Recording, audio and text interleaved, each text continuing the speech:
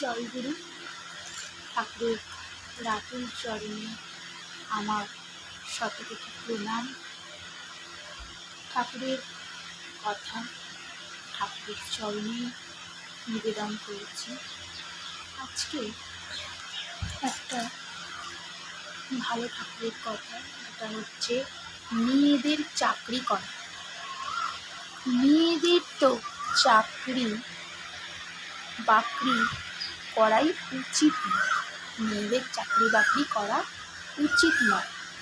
বিশেষ করে অনুরাগ বা স্বামী কর্তৃত্বা মেয়েদের চাকরি করা উচিত নয়। যদি একান্ত করে তবে বিবাহিত মেয়েরা করতে পারে। তাহলে কি বলতে চাইলো ঠাকুর?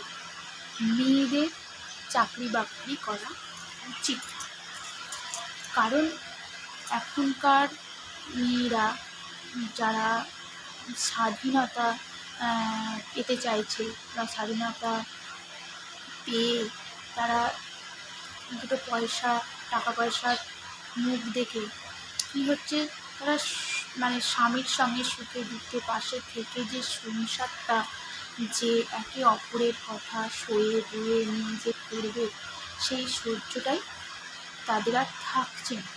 কারণ তারা এটাই ভাবছে, আমার নিজের চাকরি করি, আমার নিজের পয়সা, তো আমি কেন স্বামীর আর কি স্বামীর কথা শুনবো কেন আর সহ্য করবো কেন?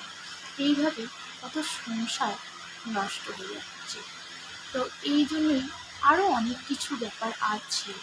তো এই জন্যে হয়তো ঠাকুর বলছে স্বামীদের মানে মেয়েদের চাকরি বাকরি করা উচিত না।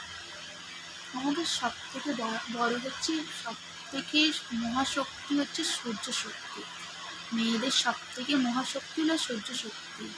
যে মেয়েরা মা হবার যন্ত্রণা সহ্য করতে পারে, তার থেকে বড় সহ্য আর কিছু পৃথিবীতে হয় বলে আমার মনে হয় না। তাই তারা সয়ে বয়ে যাতে ভালো করে তাদের সংসারটাকে শক্ত হাতে বেঁধে সংসার করতে পারে, তার জন্যই ঠাকুর হয়তো এই বিধান দিয়ে গেলেন যে মেয়েদের চাকরি বাকরি করা উচিত না। চাকরি বাকরি কারা করতে পারে? হয়তো বিবাহিত মেয়েরা চাকরি বাকরি করতে পারে। তাদের হয়তো তাও কেন সন্তানদের লেখাপড়া, তারপরে তার স্বামীর পাশে দাঁড়াবার জন্য চাকরি বাকরি করতে পারে। জয়গুরু। আমার কথার মধ্যে ভুল ত্রুটি থাকলে নিজে নিয়ে আমাকে ক্ষমা করো, আর লাইক এবং সাবস্ক্রাইব করতে ভুলবেন না যদি এই কথাগুলো আপনাদের ভালো লাগে। জয়গুরু।